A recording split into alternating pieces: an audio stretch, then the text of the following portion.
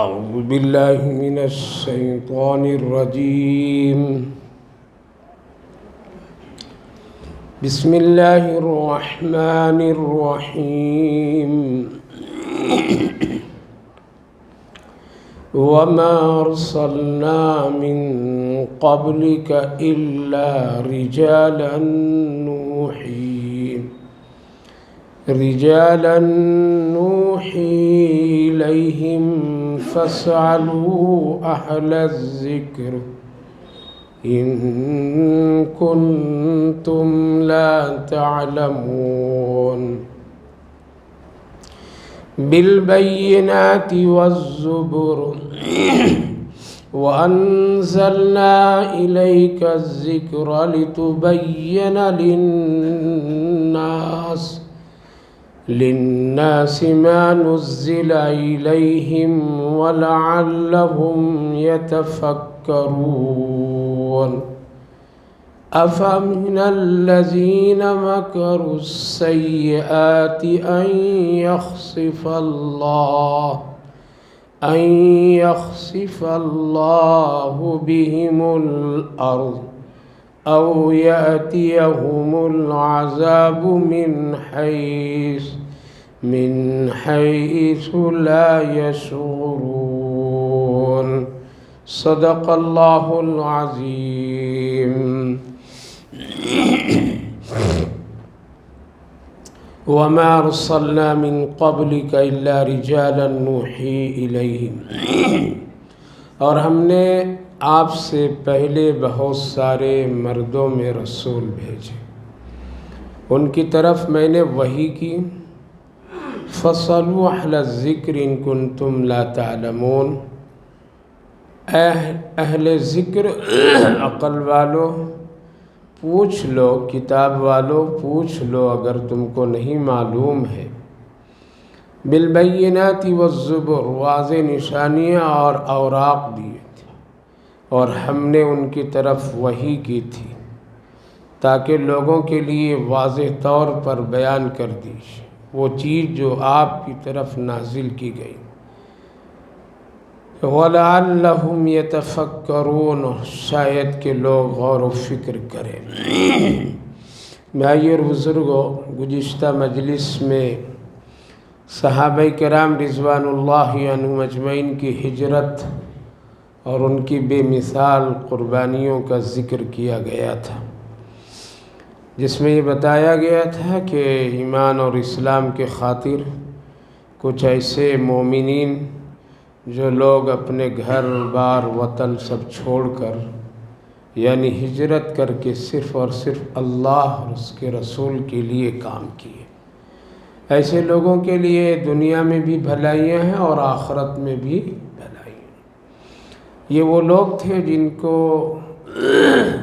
اور جن کی زندگی ہمیشہ توکل علی اللہ پہ گزری. وہ دنیا کی طرف پلٹ کر کے نہیں دیکھتے تھے کہ کون کیا کرے گا، ان کی نگاہیں عرش والے پر ہوا کرتی. اسی لیے اللہ نے فرمایا ان کی صفت اور کیفیت یہ، الذین صبروا وعلی ربہم یتوکلون. وہ لوگ صبر کرنے والے تھے، مصیبتوں میں گھبراتے نہیں تھے، اگر مگر کی کیفیت نہیں پیدا کرتے تھے. ہمیشہ جو کچھ ہوا الحمدللہ، جو کچھ ہوگا سبحان اللہ ماشاء اللہ، یہی وہ کلمات ان کی زبان سے نکلا کرتی تھی. زیادہ کوئی ڈراتا تھا تو وہ لوگ کہہ دیتے تھے حسبنا اللہ ونعم الوکیل، میرا اللہ میرے لیے کافی ہے. یہ دو چار جملے اتنے مضبوط اور پختہ کہ اچھی اچھی طاقتوں کی ہوا نکال دیتے. آج ہم لوگ یہ جملے بولنا سننا چھوڑ دیے، اس لیے یہ بابرکت جملے ہیں، اس میں ایمانی طاقت، حوصلے بڑھتے. ماشاء اللہ، سبحان اللہ، الحمدللہ. خوب بولا کیجیے، اچھی چیز دیکھیے، ماشاء اللہ، سبحان اللہ، الحمدللہ. یہ وہ کلمات ہیں جس سے اللہ کی یاد تازہ ہوگی. یہ کلمات ہیں جس کو فرشتے چن چن کر کے رب کریم کے سامنے پیش کرتے. زیادہ ڈر خوف ہو تو حسبنا اللہ و نعم الوکیل، نعم المولا و نعم النصیر، یہ بابرکت کلمات ہیں۔ تو صحابہ کی زبان پر یہ چڑھی ہوئی تھی، اس لیے بڑی بڑی طاقتیں شکست کھا جاتی تھیں، ان سے لڑنے سے پہلے ان کی ہار ہو جایا کرتے تھے۔ تو اللہ نے ان کی خوبیوں کو یوں ذکر فرمایا، الذین صبروا علی ربہم یتوکلون۔ ان دو خوبیوں سے اور دو عادتوں سے آج ہماری پوری زندگی خالی ہے۔ پوری زندگی ہم لوگ بے صبرا، دوسروں پر بھروسہ، کسی اگر مگر کالے پیلے پر امید، یہ سب چھوڑنا پڑے گا، تبھی اللہ کی مدد اور نصرت آئے گی۔ اب اس وقت جو آیت کریمہ پڑھا ہوں، لوگ مکہ والے پوچھا کرتے تھے کہ کیسے تم نبی بن گئے ہو؟ مرد کہیں نبی ہوتے، غریب کہیں نبی ہوتے، جن کے پاس کچھ بھی نہ ہو وہ نبی ہوں گے۔ نبی کو اللہ اگر نبی بنانا تھا تو مکہ کے یہ بڑے بڑے سرداروں کو بناتا، اور پھر انسان اس کام کے لیے نہیں، اس کام کے لیے تو کوئی انوکھا ہوتا، اور وہ فرشتے ہوتے جو نہ ان کو کھانا نہ پینا، دنیا کی پاکی ناپاکی کی یہ سب کچھ حاجتیں نہیں ہوتی، تو آپ کیسے نبی ہو گئے؟ اللہ تعالیٰ نے فرمایا کہ دو قوم ہیں اہل کتاب، یعنی یہود اور نصارہ، جن کو تورات اور زبور دی گئی، انجیل دی گئی ہے۔ اے مکہ والو، جاؤ ذرا پوچھو ان سے، وہ بتائیں گے کہ حضرت آدم علیہ السلام سے لے کر حضرت محمد صلی اللہ علیہ وسلم سے پہلے کون لوگ نبی تھے؟ کیا عیسیٰ علیہ السلام جس کو تم مانتے ہو، وہ کیا کھاتے نہیں تھے، وہ پیتے نہیں تھے، چلتے سوتے اٹھتے بیٹھتے نہیں تھے، ان کے تقاضے اور حاجتیں نہیں ہوتی تھیں؟ اے یہودیوں، موسیٰ علیہ السلام اور حضرت عزیر کو دیکھو، کیا وہ لوگ کھاتے پیتے نہیں تھے؟ اس سے پہلے تمام انبیاء علیہ السلام کو ہم نے انہی تقاضوں کے ساتھ نبی اور رسول بنا کر کے بھیجا۔ پوچھو جا کر کے۔ تو مکہ والوں کے سامنے جب یہ آیت آئی تو وہ لوگ ایک وفد ترتیب دیے کہ جا کر کے مدینہ والوں سے پوچھ کر کے آؤ، یہود و نصارہ سے، کہ کیسے لوگ ہوتے تھے۔ ان لوگوں نے بھی کہا کہ ایسے ہی لوگ ہوتے تھے۔ کیوں؟ اس لیے کہ فرشتہ نبی نہیں ہو سکتا ہے، کھاتا نہیں پیتا نہیں، کھانے پینے کا طریقہ پھر کون بتاتا؟ اگر آج ہم ایک پانی پیتے ہیں گلاس میں تو کہا جاتا ہے کیا؟ سنت کے مطابق۔ کس کی سنت؟ حضرت جبریل کی۔ کس کی سنت؟ حضرت عزرائیل، میکائیل، اسرافیل کی۔ کیا کہیں گے؟ پیارے آقا محمد رسول اللہ کی سنت۔ کیوں؟ آپ نے پانی پی کر کے دکھایا ہے، سنت کے مطابق کھائیے۔ کس کا نام آتا ہے؟ محمد رسول اللہ صلی اللہ علیہ وسلم کا۔ فرشتے کا نام نہیں آتا، حضرت جبریل کے نام نہیں آتے کہ جبریل کی طرح کھاؤ، عزرائیل و اسرافیل کی طرح کھاؤ۔ کیوں؟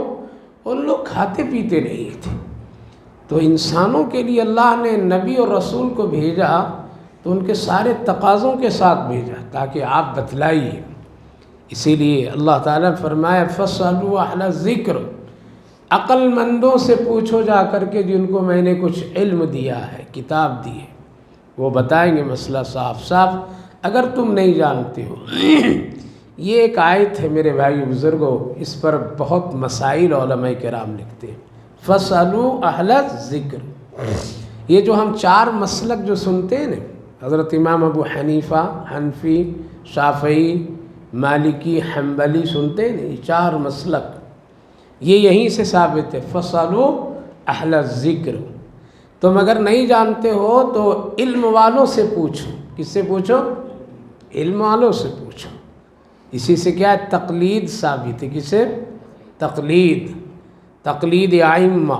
اس لیے عمل کرنے کے چار اصول بتائے گئے: قرآن، حدیث، صحابہ، اس کے بعد ائمہ مجتہدین، حضرت امام ابو حنیفہ، حضرت امام شافعی، امام مالک، امام احمد بن حنبل۔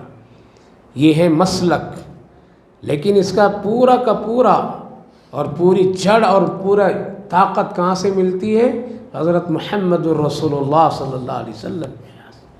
بنیاد تو قرآن ہے، بنیاد تو رسول اللہ کی زندگی اور حدیث ہے، لیکن ایک روشنی وہاں سے لینی پڑتی ہے. اس لیے بہت سارے ایسے مسائل ہیں جس کو براہ راست ہم نہ سمجھ سکتے ہیں نہ اس کی وضاحت موجود ہوتی ہے. تو ایسے حالات میں کسی جاننے والے کو تو پوچھنا پڑے گا. اسی کو کہتے ہیں تقلید. کیا کہتے ہیں؟ لوگ اس کو غلط معنی کہہ دیتے ہیں، ارے نبی کو چھوڑ کر تم حنفی بن گئے. نہ، نبی کو نہیں چھوڑا، بلکہ ایک مسئلہ ہم کو نہیں معلوم ہے.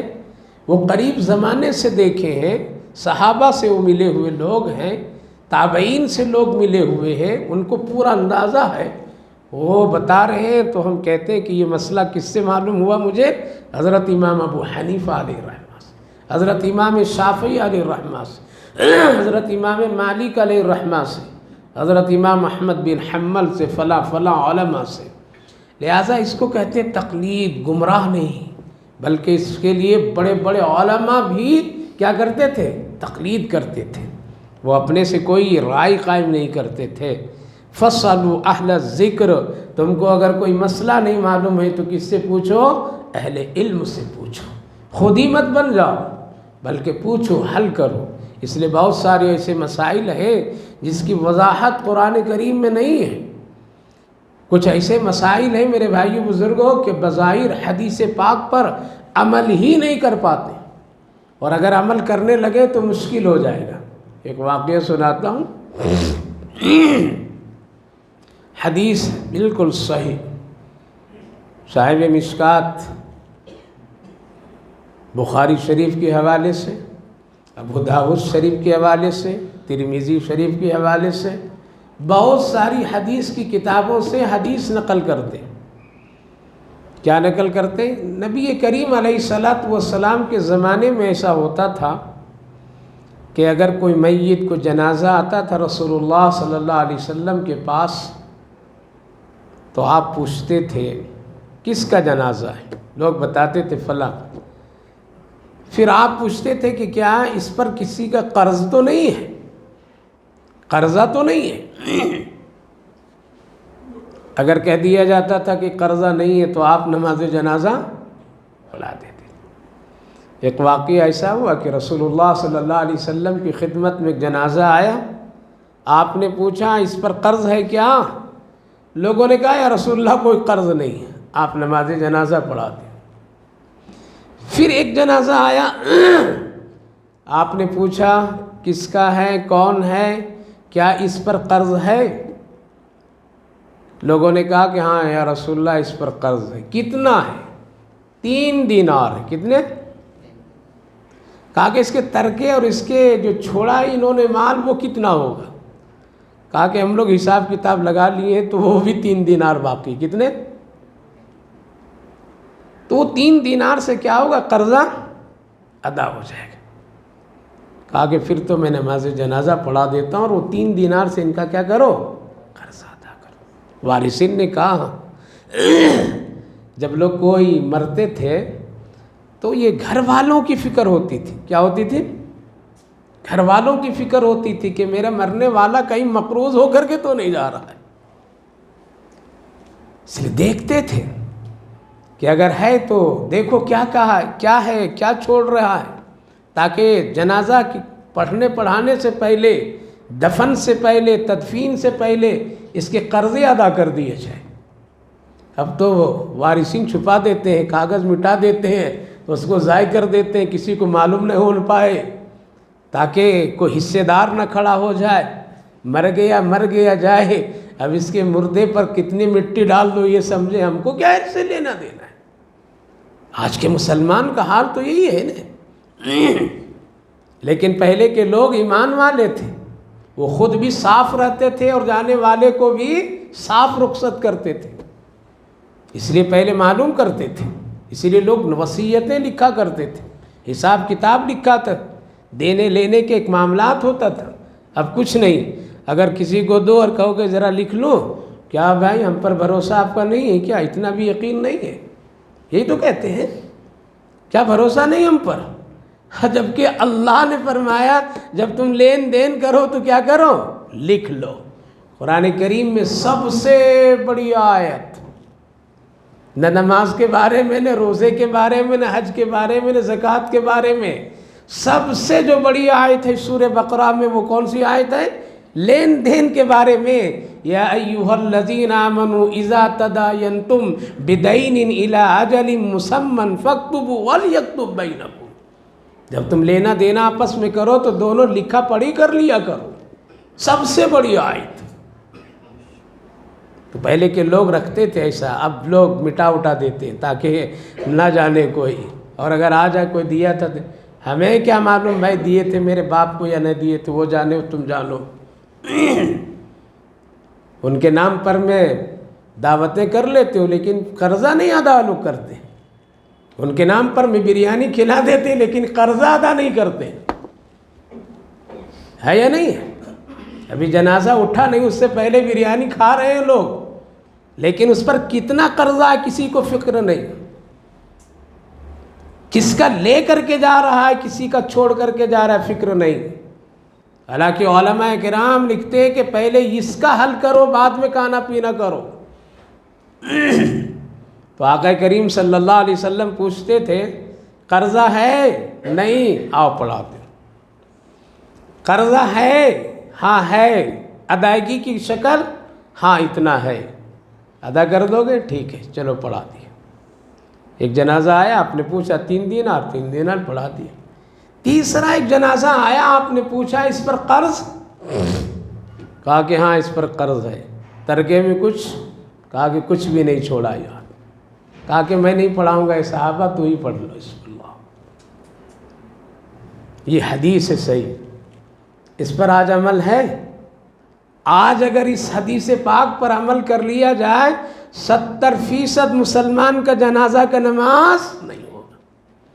اس میں علماء بھی ہوں گے، ائمہ بھی ہوں گے، مفسرین محدثین سب ہوں گے، پیر صاحب بھی ہوں گے، ہر ایک لوگ ہوں گے۔ آج 70% سے زیادہ مسلمان اگر آج اس حدیث پاک پر عمل کرے اور علماء کا اس پر اگر فتویٰ ہو تو میرے بھائیو بزرگوں نماز جنازہ نہیں ہو۔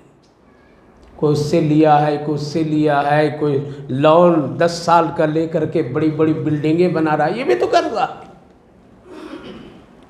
یہ بھی تو قرضہ ہے۔ پیشگی کو لے کر کے رکھا ہے، یہ بھی تو قرضہ ہے۔ سیرت حضرت شاہ عبدالعزیز محدث دہلوی علیہ الرحمہ، عین عید کے دن ان کی اہلیہ آتی، ایک دن پہلے چاند نظر آئے وہ آئیے، آپ ملک کے بادشاہ امیر المومنین ہیں، کل عید ہونے والی ہے، آپ کو کچھ خبر ہے؟ بیٹیوں کے پاس نیا کوئی جوڑا نہیں ہے پہننے کے لیے اور آپ بادشاہ بنے ہوئے ہیں۔ کہا کہ میرے پاس پیسے نہیں ہیں جس کی وجہ سے میں جوڑے کی فکر کی، نہیں ہے میرے پاس پیسے، کہاں سے لاؤں بیٹیوں کے لیے؟ ملک کا بادشاہ امیر المومنین شاہ عبدالعزیز محدث دہلوی، جن کی تعریف، جن کے خاندان حضرت امیر المومنین عمر فاروق رضی اللہ عنہ سے ملے۔ بیوی نے کہا کچھ تو کیجئے۔ تو ایک صاحب قریب کے تھے، انہوں نے کہا کہ ایک ترتیب ہے، ترکیب ہے، آپ 1 مہینے کے پیشگی بیت المال سے تنخواہ لے لیجئے۔ کیا کیجئے؟ کہا کہ ہاں یہ تو ٹھیک ہے، تاکہ عید بھی ہو جائے گی، کپڑے بھی ہو جائیں گے۔ ایک پرچی منگوائے، لکھیں بیت المال والے جو انچارج اور ناظم جو تھے کہ 1 مہینہ کے پیشگی ذرا مجھے تنخواہ دے دو بیت المال سے، تاکہ کل عید کی ضروریات گھر کی پوری کر لی جائے۔ وہ پڑھا، وہ ایسے ڈکارو نہیں تھے جیسے آج لوگ بیٹھے ہیں، وہ بھی وقت کا ولی بیٹھا تھا خزانے پر۔ آج تو ہاں حضرت، ہاں صاحب کا حکم آ گیا لے لیجیے، آپ بھی 50-50 دونوں کر لیں گے۔ آج تو لوگ ایسے بیٹھے ہوئے۔ وہ وقت کا ولی تھا، پرچی پڑھا، پیچھے لکھا امیر المومنین کیا آپ جانتے ہیں کہ 1 مہینہ آپ زندہ رہ سکیں گے؟ وہ ہے آپ کے پاس سند کہ اتنے دن تک زندہ رہیں گے؟ ہے کوئی آپ کے پاس میں گارنٹی اللہ کی طرف سے کہ 1 مہینہ بھی آپ کی عمر باقی ہے؟ آج ہم لوگ سب سے کسی سے پوچھو آپ کی عمر کتنی، کوئی کہے گا 50 میری، 60 میری، 70 میری، لیکن کسی سے پوچھئے بچی کتنی ہے؟ کوئی بتائے گا؟ کوئی نہیں بتائے گا۔ کتنی بچی ہے نہیں بتائے۔ امیر المومنین آپ یہ لکھ دیجئے کہ 1 مہینہ زندہ ہونے کا میرے پاس کوئی سند اللہ کی طرف سے کوئی دلیل ہے اور مجھے یقین ہے زندہ رہوں گا، تب تو آپ لیجئے بیت المال سے۔ اور اگر آپ کے پاس میں یقین اور علم نہیں ہے تو مناسب آپ کے لیے نہیں ہے۔ واہ! انہوں نے کہا کہ پرچی کو 2 ٹکڑے کیا، کہا مجھے یقین نہیں ہے آج زندہ ہوں، کل رہوں گا یا نہیں رہوں گا، اس لیے مجھے نہیں چاہیے۔ اور اپنی بیوی سے کہا کہ بچیوں کو پرانے کپڑے ہی پر عید منوا لو۔ اللہ یہ تھے وہ لوگ، جنازے کا حال یہ ہوتا تھا۔ تو یہ ظاہر جو حدیث سنایا ہوں یہ ایک حدیث ہے میرے بھائی بزرگ، کہ بغیر جس کے اوپر میں کوئی قرضہ ہے تو نماز جنازہ رسول اللہ صلی اللہ علیہ وسلم نہیں پڑھاتے تھے۔ اس پر آج عمل ہے، اس حدیث پر عمل ہے، کر لیا جائے۔ حضرت امام شافعی علیہ الرحمہ اور دوسرے ائمہ فرمایا عمل کرو جب رسول اللہ کا عمل ہے۔ ٹھیک ہے؟ کیا کہہ رہے ہیں؟ کہ جب رسول اللہ کا عمل ہے تو رسول اللہ کا عمل تو ہم کو کرنا ہے۔ اس لیے معلوم کرنا ضروری ہے مرنے والے کے متعلق کہ اگر اس کے اوپر قرض ہے تو نماز جنازہ نہیں پڑھا، اس لیے نبی نہیں پڑھا ہے۔ یہ ان کا فتویٰ ہے۔ حضرت امام ابو حنیفہ علیہ الرحمہ فرماتے ہیں اللہ اکبر، نہیں نماز جنازہ پڑھاؤ اس کا۔ کیا دلیل آپ کے پاس ہے؟ اب لیجئے حدیث، قرآن میں تو نہیں ہے، کہاں عمل کریں گے؟ حدیث تو یہ کہہ رہی کہ رسول اللہ نماز نہیں پڑھاتے تھے، اور ظاہر ہے یہ حدیث بالکل صحیح ہے، نہیں پڑھاتے تھے۔ لہذا اگر نبی کی زندگی اور حیات اور سنت پر عمل تو نہیں پڑھانا چاہیے۔ اسی لیے حضرت امام شافعی علیہ الرحمہ تو کہا کہ نہیں پڑھانا۔ حضرت امام ابو حنیفہ علیہ الرحمہ فرمائے پڑھا دو نماز جنازہ۔ کہا کہ کیا دلیل ہے آپ کے پاس؟ کہا کہ دلیل یہ ہے کہ اللہ کے رسول صلی اللہ علیہ وسلم نے ارشاد فرمایا کہ اگر کوئی قرضہ لے لیتا ہے اور قرضے کی ادائیگی کی کوشش کرتا ہے، وہ کوشش کرتا ہے، محنت کرتا ہے، کمانے کی کوشش کرتا ہے، لانے کی کوشش کرتا ہے، بھاگتا ہے، لیکن ہو نہیں پاتا ہے۔ یہ بھی ایک حدیث ہے، صاحب مشکات نے اس کو بھی نقل کیا کہ ایک آدمی صدق دل سے، نیک نیتی سے اپنا قرضہ ادا کرنے کے لیے وہ کوشش کرتا ہے کہ ہم دے دیں، چکا دیں، لیکن نہیں ہو پا رہا ہے۔ تو حدیث میں اللہ کے رسول فرماتے ہیں ایسے نیک نیت والے اگر مر جا اور قرضہ ادا نہیں کر پایا تو کل قیامت کے دن اللہ اپنی طرف سے ادا فرما دے گا۔ لیکن نیک نیت ہوتا نہیں، یہاں تو انشاءاللہ ٹلانا بریانی مزے سے کھائیں گے اور غریب پہ قرضہ نہیں دیں گے۔ کہا کہ یہ حدیث ہے، ہو سکتا ہے مرنے والا رات بھر روتا ہو اللہ کے سامنے، ہو سکتا ہے دن بھر یہ کوشش کیا ہو کہ قرضہ ادا کر لے، ہو سکتا ہے یہ مسلمان ہے، کلمہ ہے اس کے دل میں، لیکن یہ نہیں کر پایا تو اللہ ادا کر دے گا۔ اس لیے ایمان ہے، اس لیے اس کا نماز جنازہ کیا کرو؟ پڑھاؤ۔ آج پوری دنیا کے مسلمان کس کے اوپر عمل کر رہے ہیں؟ بولیے ذرا بولیے۔ حضرت امام ابو حنیفہ علیہ الرحمہ کی فتوے پر گالیاں کتنی بھی دے لو، ان کو برا بھلا کہہ دو، ان کو حدیث نہیں معلوم، ان کو یہ نہیں معلوم حنفی ایسا۔ لیکن آج پوری دنیا کسی بھی مسلک سے تعلق رکھنے والا کس کے فتوے پر عمل؟ حضرت امام ابو حنیفہ علیہ الرحمہ، اللہ اکبر، بچا دیا سب کو۔ اور انہوں نے کہا کہ نہیں ہو سکتا یہ بندہ، اچھا گمان رکھو مرنے والے سے، برا گمان نہ رکھو، یہ رات بھر روتا ہوگا، گڑ گڑاتا ہوگا، اللہ سے مانگتا ہوگا، اللہ قرضہ ہے، کوئی اسباب پیدا کر دے، نہیں ہو پایا تو اللہ رب العالمین ادا کر دیں گے۔ یہ حدیث ہے میرے آقا کی اس بنیاد پر۔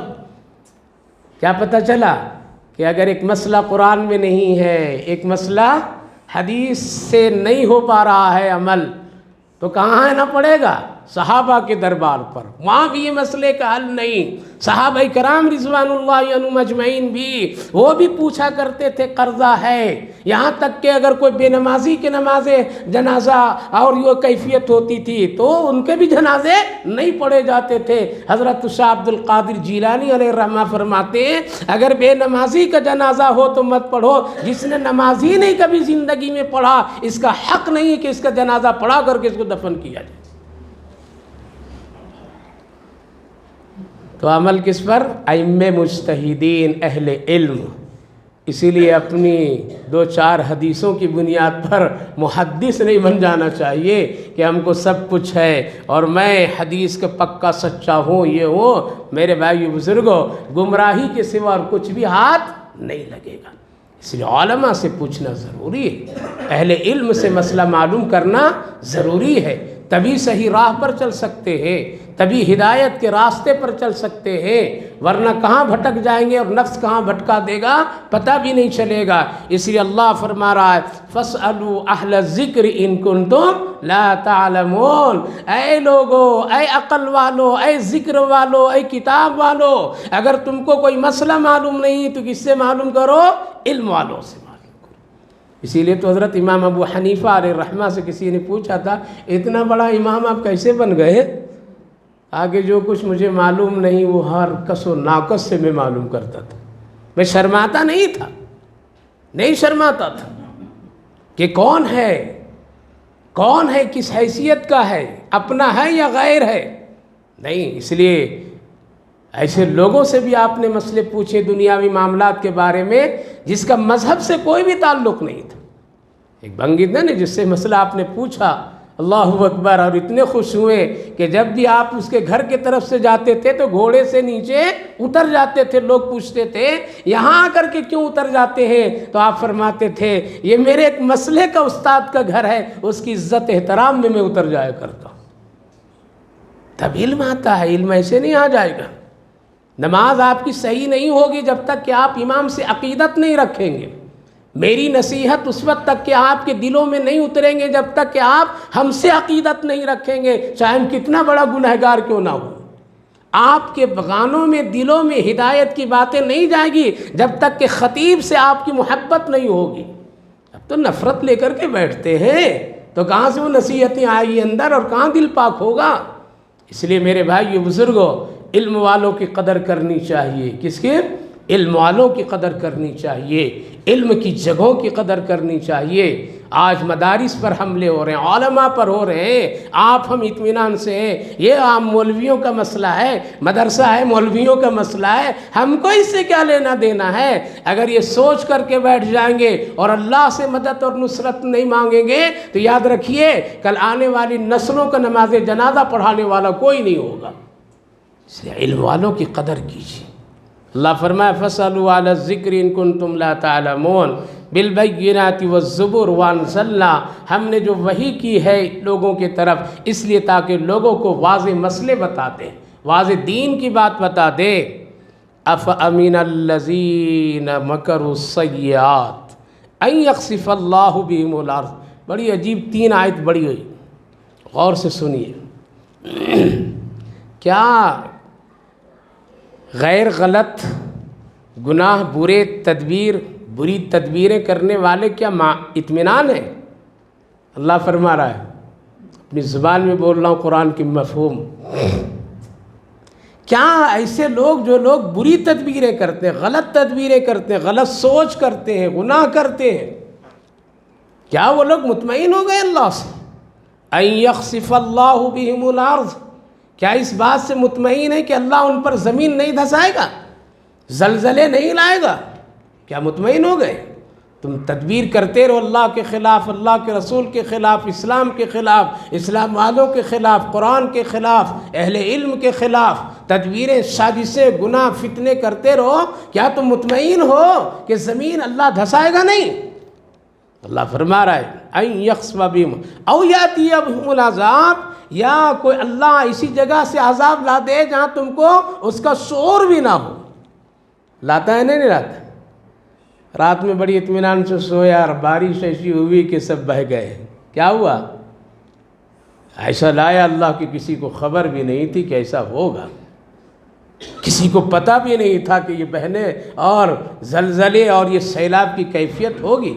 زمین دھسے گی، گھر گریں گے، محل دھسیں گے، لوگ بہیں گے، کسی کو پتہ نہیں. اگر پتہ ہوتا تو بچنے کی کوشش کرتے. اللہ فرما رہا ہے کیا تم غلط باتیں، غلط تدبیریں، گناہ کر کے مطمئن ہو کہ اللہ کا عذاب نہیں آئے گا؟ آئے گا، اور ایسی جگہ سے آئے گا جہاں تیرا شعور اور عقل، دماغ بھی نہیں پہنچیں گے. من حیث لا یشعرون. اس لیے ہمیشہ چوکنا رہنا چاہیے. کیا؟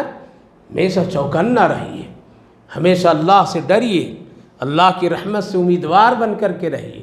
ہمیشہ سوئیے تو کلمہ شہادت پڑھ کر کے سوئیے، استغفار کر کے سوئیے، لوگوں کو معافی تلافی کر کے سوئیے، گناہوں سے بچا کر کے سوئیے اپنے. لیکن آج ہمارا سونا بھی گناہوں کے ساتھ، اٹھنا بھی گناہوں کے ساتھ ہے یا نہیں ہے؟ قرآن پڑھ کے سوتے ہیں، موبائل دیکھ کر کے سوتے ہیں. کسے؟ موبائل کون دیکھ رہا ہے؟ میرا اس پہ کوڈ لگا ہوا ہے، میں رات میں دیکھوں گا، بیوی بھی نہیں دیکھ پائے گی. میرے نمبر فلیٹ ہے، سیکورٹی ہے اس میں. کون میرے موبائل کو دیکھ سکتا ہے؟ دیکھ کر کے پوری رات نوجوان لڑکے لڑکیاں گھر والے، اللہ اکبر، کیا جوان کیا بوڑھا گناہوں کے ساتھ سو رہے ہیں. سوچ رہے کون دیکھے گا، ڈیلیٹ کر دوں گا. اللہ فرمائے ان ربک لبالمرصاد. میں دیکھ رہا ہوں، میں دیکھ رہا ہوں، میں گھات لگایا ہوں، میں ٹو لگایا ہوں. تم کو پیدا کیا تو یوں چھوڑ دیں گے؟ ان ربک لبالمرصاد. اس لیے آج جمعہ میں نے بھرے ہوئے ہزاروں کے مجمع میں میں نے وعدہ لیا، اے لوگوں اپنے موبائل کے اسکرین پر ایک چیز لگاؤ. کیا لگاؤ؟ اللہ دیکھ رہا ہے. کیا یہ لگاتے ہو نا؟ فوٹو، اپنی تصویر، بیٹے کی فوٹو، بیٹیوں کی فوٹو، ناچنے والیوں کی فوٹو، ہیروؤں کی فوٹو، جانوروں کی فوٹو. اللہ اکبر. آنکھ کھلے تو بدماشوں کو دیکھو. اس اسکرین پر کیا لگاؤ؟ اللہ دیکھ رہا ہے. جب آپ کی نظروں کے سامنے اگر اللہ دیکھ رہا ہے تو انشاءاللہ کہیں ہدایت مل جائے اور اس موبائل کی گندگیوں سے آپ کو اللہ بچا لے. لگائیں گے آپ لوگ؟ یہ بھینس والے انشاءاللہ کی طرح ہے. بھینس والے وہ واقعہ ہے نا، بھینس والا کا سنایا کرتا ہوں انشاءاللہ. جب چلے تھے بھینس خریدنے کے لیے چودھری جی پیسے لے کر کے، تو مولوی پوچھے کہاں جا رہے چودھری جی؟ کہا کہ بھینس خریدنے کے لیے جا رہا ہوں، دودھ کی ضرورت ہے. کہا کہ انشاءاللہ بول لیجئے تبھی کام ہوگا. کہا کہ انشاءاللہ وہ بولے جس کے پاس پیسے نہیں ہو، ہم کو کیا ہے، ہمارا جیب تو بھرا ہوا ہے. انشاءاللہ تو غریبوں کے لیے ہے، مالداروں کے لیے نہیں ہے، اس کے جیب میں پیسے. اس لیے انشاءاللہ سے کیا ضرورت. کہا کہ بول لیجئے. نہیں بولا، چلا گیا. بھینس بھی پسند کر لیا، جیب کتروں نے صاف کر دیا. جیب جب ہاتھ ڈالا تو ہاتھ نیچے چلا گیا، پیسے کی پتہ نہیں. کہا کہ واپس آتا ہوں گھر سے پھر لے کر کے، پھر لے جاؤں گا بھینس. پھر مولوی ملا. کیا ہوا؟ کہا کہ انشاءاللہ بازار گیا، انشاءاللہ بھینس دیکھا، انشاءاللہ پسند بھی کر لیا، انشاءاللہ جیب میں ہاتھ ڈالا، انشاءاللہ جیب کٹ گیا، پیسے چلا گیا. ایک بار بلوا رہا تھا انشاءاللہ، یقین کے ساتھ بولو. نہیں بولا، آپ ہر بار بول رہا ہے. وہ مسلمان ہم لوگ ہیں. لگا دیجئے، فوٹو ہٹا دیجئے، ننگی تصویریں ہٹا دیجئے، بچوں کی تصویریں بھی نہ رکھیے، اپنی تصویریں بھی نہ رکھیے اسکرین پر. بلکہ کیا رکھیے؟ یہ گناہوں کا سمندر ہے موبائل، گناہوں کا سمندر ہے، سمندر ہے. نیکی بھی ہے لیکن سمندر ہے، کہیں ایسا نہ اس میں ڈبا دے، غرق کر دے. اس لیے اسکرین پر لگا دو اس رب کریم کا نام. اللہ دیکھ رہا ہے. کیا ہے؟ تو دل میں آئے گا، شیطان کو جھٹکا لگے گا، دل پاک ہوگا. نہیں دیکھیں گے، 1 دن 2 دن 4 دن بچائے گا اللہ ضرور، نیک نیت اس سے. تو میرے بھائی بزرگوں، اللہ فرما رہا ہے کیا تم مطمئن ہو؟ گناہ کر کے مطمئن ہو کہ ہم نہیں پکڑیں گے؟ ان یخسفا، زمین دھسا دوں گا، ایسی جگہ سے عذاب لاؤں گا جہاں تجھے خبر بھی نہیں ہوگی. آگے فرماؤ یاخذہم فی تقلبہم فما ہم بمعجزین. مجھے اس پر بھی طاقت ہے کہ چلتے پھرتے تم کو پکڑ لوں، چلتے پھرتے تمہیں سزا دے دوں، چلتے پھرتے تجھے اٹھا کے پٹک کر کے رکھ دو. ایکسیڈنٹ کروا دوں، ہلاک کرا دوں، برباد کرا دوں، یہ بھی میرے پاس طاقت ہے۔ او یاخذہم فی تقلبہم فما ہم بمعجزین او یاخذہم علی تخوف، یہ بھی میرے پاس طاقت ہے کہ میں تجھے ڈراتے ڈراتے تجھے پکڑ لوں اگر نہیں مانو گے۔ نیت تو اللہ جانتا ہے نا۔ فإن ربکم لرؤوف الرحیم، لیکن اللہ بڑا نرم ہے، بہت مہربان ہے، اسی لیے تم بچ رہے ہو۔ اللہ اکبر! کیا رب کریم اپنے بندوں کو پیار سے کہتا ہے، میں رؤوف الرحیم ہوں اسی لیے بچے ہو، ورنہ میرے پاس یہ آفر ہے، ہم پکڑ لیں چلتے چلتے، ہم پکڑ لیں سوتے سوتے، ہم پکڑ لیں تجھے کھاتے پیتے، لیکن نہیں پکڑتا ہوں میرے بندے، مہلت ڈھیل دیتا ہوں۔ کیوں؟ لرؤوف الرحیم، تیرا رب بہت بردبار ہے، بہت مہربان ہے، بہت ہی لطیف ہے، نہایت ہی رحم کرنے والا ہے، اسی لیے اللہ پکڑتا نہیں ہے، نہیں پکڑتا ہے۔ پھر تم کیا مطمئن ہو اس بات سے کہ ہمیشہ رہو گے؟ آگے اللہ فرمایا، کیا تم دیکھتے نہیں کہ جتنی چیزیں پیدا کی اس کی ایک سایہ ہے، سایہ ہے نا سب کی، ہم چلتے ہیں سایہ، درخت کا سایہ، گھر کا سایہ، بلڈنگ کا سایہ، سب کے سایہ، وہ سایہ اپنی اصلی حالت پر رہتا ہے؟ کیا ہوتا ہے؟ چھوٹا ہوتا ہوتا ایک بار ختم ہو جاتا ہے۔ اللہ فرمایا، تم کیا اپنے سایوں سے بھی عبرت نہیں لیتے ہو کہ ہر ایک چیز کا ایک سایہ ہے جو دائیں بائیں ہوتے ہوتے کیا ہو جاتے ہیں؟ گھٹ کر کے ختم ہو جاتے ہیں۔ تمہارا بھی ایک سایہ ہے، ایک عمر ہے، ایک زندگی ہے، یہ بھی گھٹتے گھٹتے ختم ہو جائے گی اور پھر میرے پاس آؤ گے۔ عن الیمین وللہ یسجد ما فی السماوات، اللہ ہی کے لیے سجدہ ہے زمین و آسمان، ہر ایک چیز، جانور، فرشتے سب۔ وہم لا یستکبرون، اور وہ لوگ ایسے ہیں کہ وہ تکبر بھی نہیں کرتے ہیں۔ یخافون ربہم، اللہ سے ڈرتے اوپر نیچے ہر حال میں۔ ویفعلون ما یؤمرون، اور وہی کام کرتے ہیں وہ لوگ جو اللہ کا حکم ہوتا ہے۔ ایسے بھی لوگ اللہ تعریف کیا ہے۔ تو میرے بھائیو بزرگوں، نئی جو بات جانتے ہیں اس پر بحث نہیں کرنا چاہیے۔ کس سے پوچھنا چاہیے؟ علماء سے، اہل علم سے، جاننے والوں سے۔ اور آج کے دور میں سب سے بھی مت پوچھئے، بلکہ ایسے لوگوں سے پوچھئے جس کے پاس علم صحیح ہو، علم صحیح ہو، پھر عمل کیجئے۔ اور جو چیزیں پوچھنے کی نہیں ہیں، معلوم ہے، سب کو معلوم ہے نماز کتنی فرض ہے؟ 6۔ کیا حضرت ایک بڑھا دے رہے ہیں، آپ 5 تو ہو ہی نہیں پا رہا ہے نا؟ 5 سب کو معلوم ہے، پڑھو نہیں بھائی اس میں۔ ہاں کچھ آگے پیچھے مسئلہ آئے گا، رکعت میں غلطی ہو گئی، سورت میں غلطی ہو گئی، پاکی ناپاکی کا کوئی مسئلہ ہوگا، پوچھ لینا، کسی بھی امام مؤذن سے بتا دیں گے، لیکن 5 تو برحق ہے، پڑھیے۔ یہ کتاب میں شک ہے کیا؟ اللہ کا کلام ہے، سورہ یاسین ہے، سورہ ملک ہے، رحمان ہے، تلاوت کیجئے، اس میں بھی کوئی شک ہے؟ اس کے پوچھنے کی ضرورت نہیں کہ پڑھوں یا نہیں پڑھوں، حنفی پڑھتے ہیں یا نہیں پڑھتے، مالکی پڑھتے ہیں یا نہیں پڑھتے، شافعی پڑھتے ہیں یا نہیں پڑھتے، پیر صاحب پڑھتے ہیں یا نہیں پڑھتے، ہم پڑھیں یا نہیں پڑھیں، پوچھنے کی ضرورت نہیں ہے، یہ اللہ کا کلام ہے، ہر حال میں اس کو پڑھیے۔ تو بات چیزیں تو ایسی ہے جس کے پوچھنے کی ضرورت نہیں، عمل ہی کرنے کی ضرورت ہے۔ تو جو مسئلہ موٹے موٹے ہیں وہ تو کام کیجئے، اس میں کوتاہی مت برتیے۔ لہذا 5 وقت کی نماز پڑھیے، جمعہ کی نماز اہتمام کے ساتھ ادا کیجیے، قرآن کی تلاوت بڑی اہتمام کے ساتھ ادا کیجیے، چھوٹی بڑی سنتیں جتنا ہو سکے اللہ سے مدد مانگیے کہ اللہ اپنے محبوب کی سنت پر زندگی گزارنے کی توفیق دیجیے، اور اپنے گھر میں اس کو نافذ کیجیے، گھر میں اس کو عملی زندگی میں لائیے، تبھی کامیابی ہے۔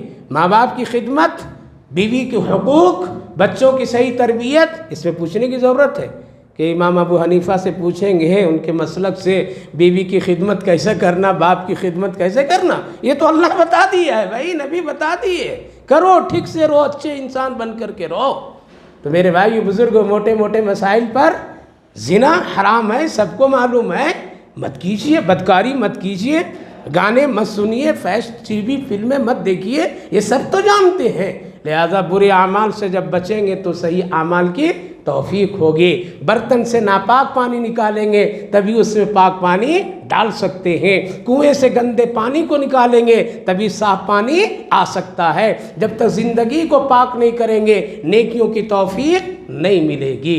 اس لیے اللہ فرمایا مطمئن برا کر کے مت رہو، ہم کبھی بھی کہیں بھی تجھے پکڑ سکتے ہیں، چاہے وہ مسلمان ہو یا غیر ہو، اللہ کے سب بندے ہیں، غلط کرنے والے کو اللہ ضرور پکڑتا ہے۔ اگر غیروں کو نہیں پکڑتا تو فرعون نہیں پکڑا جاتا، حامان نہیں پکڑا جاتا، شداد نہیں پکڑا جاتا، نمرود نہیں پکڑا جاتا۔ اس لیے غیر لوگ جو غلط کام کرتے ہیں، انسانوں پر جو ظلم کر رہے ہیں اس وقت میں، وہ بھی مطمئن نہیں رہے کہ عرش والا آسمان والا نہیں پکڑے گا، تجھے بھی پکڑے گا، ہمیں بھی پکڑے گا غلطی پر۔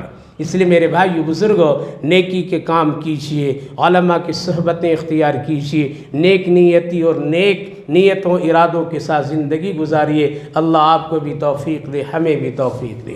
اللہم صلی علی سیدنا نبینا حبیبنا مولانا محمد وبارک وسلم علیہ۔ اللہم ربنا آتنا فی الدنیا حسنۃ وفی الآخرۃ حسنۃ وقنا عذاب النار۔ اللہ ہم سب گنہگار ہیں، کمزور ہیں، سر کے بال سے پاؤں کے ناخن تک گناہ ہے، کوئی جسم کے اعضاء گناہ سے بچا نہیں ہے۔ اے اللہ ہم سب کی کمزوریوں کا علم تجھے خوب ہے۔ اے اللہ تو اپنا فضل فرما کر معاف فرما دیجیے، اپنے کرم کے ساتھ ہم سب کو معاف فرمائیے، اس پورے مجمع والے کو معاف فرما دیجیے، ہدایت کے فیصلے فرمائیے، نبی کی سنت والی زندگی ہم سب کو عطا فرمائیے، نیک لوگوں کے راہ پر ہم سب کو چلائیے، گمراہیوں سے، بدعتوں سے، خرافات سے، شرک سے اللہ ہم سب کی حفاظت فرمائیے، بڑوں کی عزت و قدر کی توفیق نصیب فرمائیے، یا ارحم الراحمین، نیک نیتی اور نیک اور اخلاص عطا فرمائیے۔ اے اللہ اس مجلس سے قرآن کو بے حد قبول فرمائیے، جتنے بھائی بزرگ نوجوان بچے بیٹھے سنے، اے اللہ سب کے کہنے سننے بیٹھنے کو قبول فرمائیے، آخرت کے لیے نجات کا ذریعہ بنا دیجئے، دنیا کے لیے خیر فلاح صلاح ہدایت کا ذریعہ بنائیے، ہر ایک کی ضرورتیں حاجتیں پوری فرما دیجئے، روزی میں برکتیں، صحت میں برکتیں، عافیت ہم سب کو نصیب فرمائیے، ذلتوں سے رسوائیوں سے اللہ ہم سب کی حفاظت فرمائیے، کافروں کی کفر اور اس کی تدبیروں سے اللہ پوری امت کی حفاظت فرمائیے۔ اے اللہ ہماری دعاؤں کو اپنے فضل اور کرم رحمتوں سے قبول فرمائیے۔ صلی اللہ علی النبی وعلی آلہ وسلم۔ سبحان ربک رب العزت عما یصفون وسلام علی المرسلین والحمد للہ رب العالمین۔